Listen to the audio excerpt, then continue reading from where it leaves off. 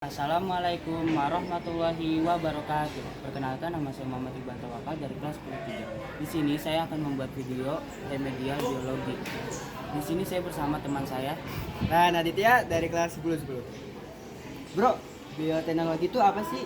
Bioteknologi itu berasal dari kata bio yang artinya makhluk hidup, tekno yang artinya penerapan, dan logos yang artinya pengetahuan. Bioteknologi merupakan cabang ilmu biologi yang memanfaatkan makhluk hidup mikroorganisme seperti bakteri, jamur, atau ganggang untuk menghasilkan produk atau jasa pembasmi hama, pengolah limbah, dan pemisah logam. Oh, gitu ya, Bro. Sekarang lu udah ngerti kan apa Oh. itu bioteknologi? Ngerti, Bro? Ya, makasih ya. Iya. Oh, ya. Bro, lu tahu nggak perbedaan bioteknologi konvensional dan modern? Nggak tahu, kurang tahu deh itu apa ya? Perbedaannya itu ada 5. Yang pertama, bioteknologi konvensional itu dimulai sejak awal peradaban. Bioteknologi modern berkembang setelah ditemukan fungsi dan struktur DNA. Yang kedua, menggunakan semua bagian tubuh mikroorganisme, hanya menggunakan sebagian tubuh mikroorganisme. Menggunakan metode dan peralatan yang masih sederhana, menggunakan peralatan dan metode yang sudah canggih. Prosesnya kurang steril sehingga produknya sedikit dan belum terjamin. Yang keempat, sudah steril sehingga hasil produknya banyak dan sudah terstandarisasi. Kelima, contohnya untuk konvensional itu pembuatan keju, roti, yogurt, dan tempe. Sedangkan bioteknologi modern, antibiotik, kultur jaringan, kloning hewan, dan bayi tabung. Sekarang lu udah tahu kan perbedaan bioteknologi konvensional dan modern? Udah tahu, Bro. Makasih ya. Ya. Di sini kita bersama. Aziz Weli dari kelas 10. Ngomong-ngomong, lu tahu nggak penggunaan mikroorganisme pada bioteknologi? Setahu saya sih ada penghasil pangan sama penghasil dokter, tapi galau juga sih, kurang pas juga. Oh iya, pada pangan itu contoh produknya keju, nama mikroorganismenya Streptococcus thermophilus atau Lactobacillus lactis. Jenis mikroorganismenya bakteri, bahan bakunya susu sapi. Yang kedua ada yogurt atau Lactobacillus bulgaricus, jenisnya bakteri, bahan bakunya susu sapi. Atau tempe, Rhizopus oryzae, jenisnya jamur, bahannya kacang kedelai. Yang keempat ada Natarzococco Azotobacter syrinum, jenisnya bakteri, bahan bakunya kelapa. Yang kelima ada tape Saccharomyces cerevisiae, jenisnya jamur, bahan bakunya singkong. Yang keenam ada Aspergillus oryzae, jenisnya jamur, bahan bakunya kacang anak. Yang ketujuh ada oncom Neurospora cytophilia, jenisnya jamur, bahan bakunya ampas tahu atau ampas kacang. Yang ke-8 ada roti Saccharomyces cerevisiae, jenisnya jamur, bahan bakunya tepung. Yang ke-9 ada kecap Aspergillus lenti, jenisnya jamur, bahannya kacang kedelai. Yang ke-10 ada Streptococcus lactis, jenisnya jamur, bahan bakunya susu sapi. Sekarang mikroorganisme penghasil molekul organik. Yang pertama asam amino, dihasilkan oleh bakteri asam glutamate. Yang kedua asam asetat, dihasilkan oleh bakteri Azotobacter aceti. Yang ketiga asam sitrat, dihasilkan oleh jamur Aspergillus niger. Sekarang lu udah ngerti kan? Oh iya, saya jadi mengerti ini tentang mikroorganisme dari bioteknologi berkat kakak ini. Ya, jadi terima kasih Kak atas informasinya. Kali ini kita bersama Ciko dari kelas 10. Lu tahu dampak positif dan negatif dari bioteknologi nggak, Ciko? Kayaknya gue kurang tahu. Baca bareng ya. Dampak positif bioteknologi terhadap lingkungan: menjaga upaya pelestarian bahan bakar fosil menjadi sumber daya yang habis dengan adanya produk-produk bioteknologi atau energi alternatif, maka mengurangi dampak emisi dan membantu menjaga alam. Contohnya yaitu biodiesel, bioetanol, biogas, dan lain-lain sebagainya.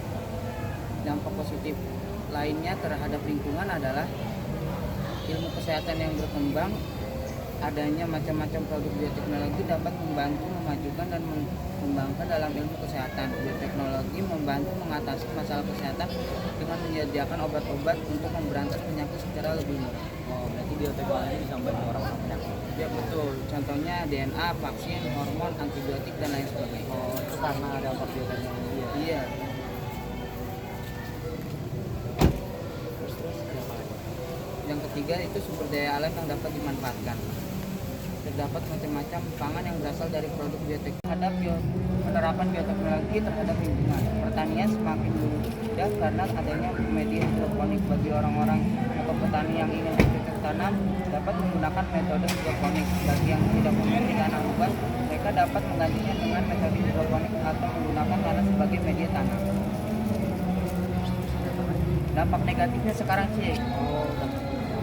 Yang pertama itu polusi gen. Polusi gen adalah proses pencemaran gen yang terjadi di lingkungan akibat organisme transgenik. Organisme transgenik yang memiliki susunan gen modifikasi akan mencemari keanekaragaman gen secara alami jika tidak dikelola dengan baik. Yang kedua, meningkatkannya limbah.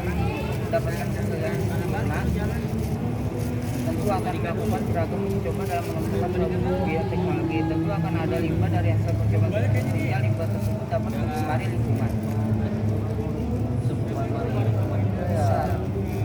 Yang ketiga, keseimbangan alam terganggu. Keseimbangan alam akan terganggu karena adanya pelepasan organisme transgenik ke lingkungan. Yang keempat, mengurangi keanekaragaman organisme. Adanya teknologi kloning pada tumbuhan maupun hewan menghasilkan keturunan yang sama akan mengurangi keanekaragaman organisme. Pada kesehatan, pencegahan penularan penyakit salah satu dampak positif pada bioteknologi untuk kesehatan itu yang pertama, pencegahan penularan penyakit. Salah satu produk bioteknologi kesehatan adalah vaksin yang dikembangkan untuk mewujudkan upaya pencegahan penyakit. Artinya produk bioteknologi vaksin memberikan dampak positif di bidang kesehatan. Kedua, medis modern semakin berkembang sejak ditemukannya bioteknologi. Manusia semakin hari semakin mempelajari cara mengelola alam untuk berbagai kebutuhan. Terus ada apa lagi?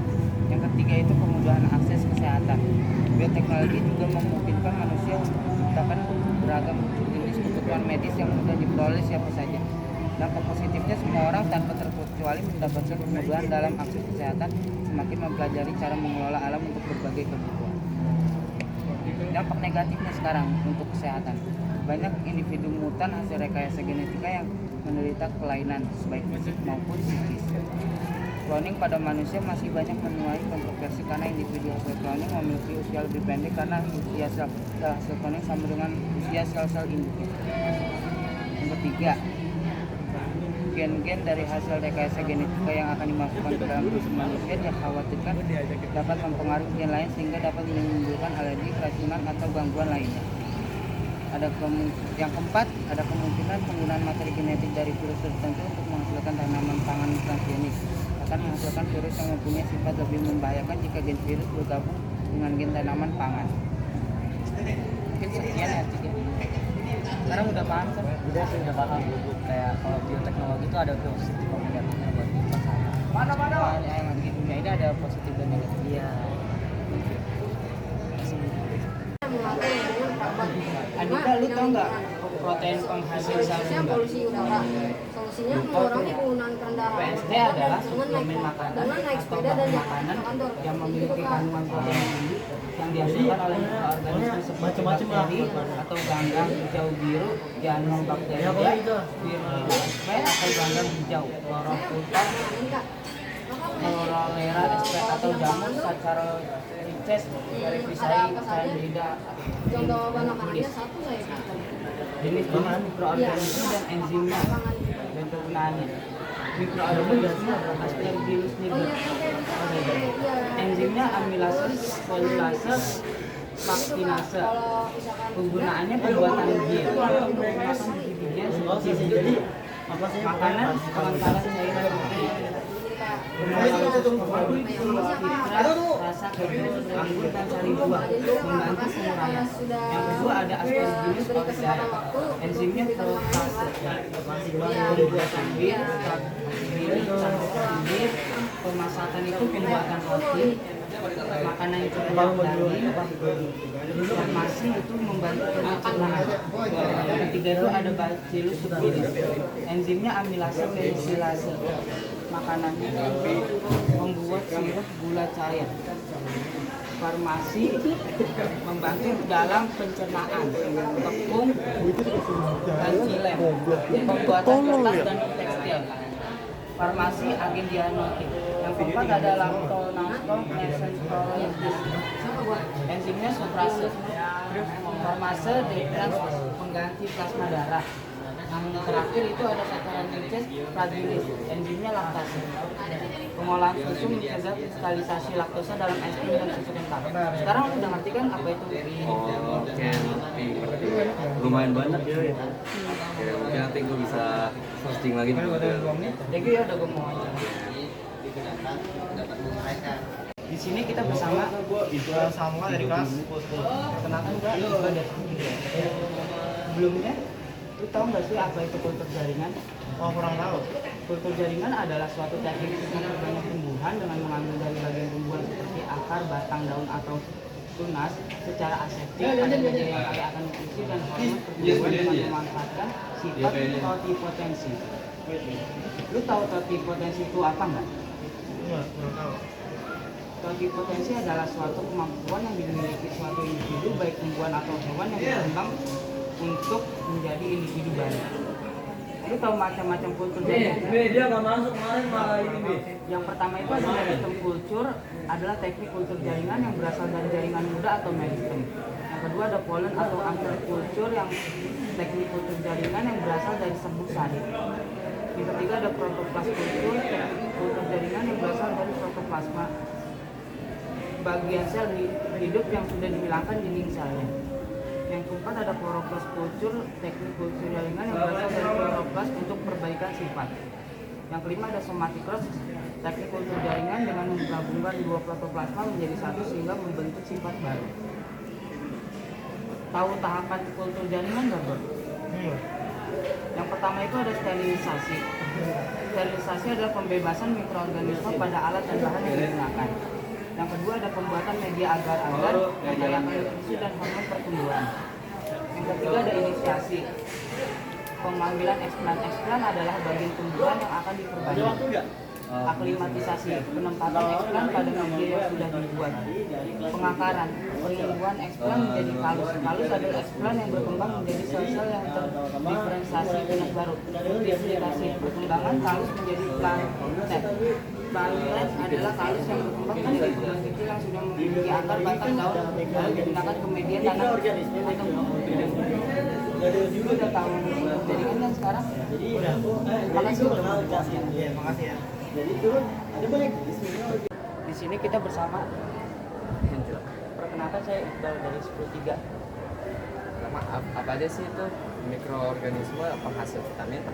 Mikroorganisme penghasil vitamin itu ada vitamin B12, kobalamin dihasilkan oleh Pseudomonas deprificans atau Propionibacterium ceremanili. Vitamin B2, riboflavin dihasilkan oleh jamur Askaya gossypi. Selanjutnya apa aja sih mikroorganisme penghasil obat? Mikroorganisme penghasil obat yaitu antibiotik penisilin, berfungsi untuk menyembuhkan akibat infeksi kuman. Dihasilkan oleh bakteri Penicillium notatum atau Penicillium caudatum. Cephalosporin, berfungsi melawan bakteri resisten penisilin, dihasilkan oleh jamur Cephalosporium sp. Yang ketiga ada streptomycin, berfungsi melawan mikroorganisme resisten penisilin dan cephalosporin, dihasilkan oleh Streptomyces griseus. Yang keempat ada tetraskilin, berfungsi menghambat bakteri untuk sintesis protein. Streptomyces rhinosus atau Streptomyces aureofaciens. Sekarang kakak udah tahu kan mikroorganisme penghasil vitamin dan obat? Udah tahu, makasih ya. Makasih udah mau diwawancara. Kita bersama Tapi dari setuju, gue bang. Oke, salam kenal. Iqbal. Lu tahu vaksin itu apa nggak sih?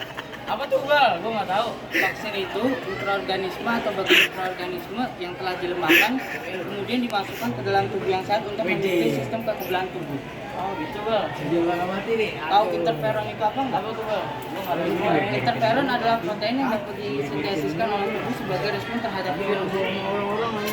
Ki, pala lu awas sama Ki. Tahu mikroorganisme penghasil energi nggak? Wah, nggak tahu semua tuh kayaknya. Bahan bakar alkohol merupakan penghasil fermentasi tebu, gula, padi, jagung oleh bakteri Clostridium Demacelium, Thermonae rebacter, Ethanolicus Saccharomyces cerevisiae. Yang kedua, bahan bakar gas metana dengan reaksi H2 dan H2 dihasilkan oleh bakteri Methanomonas sp atau Methanobacterium sp.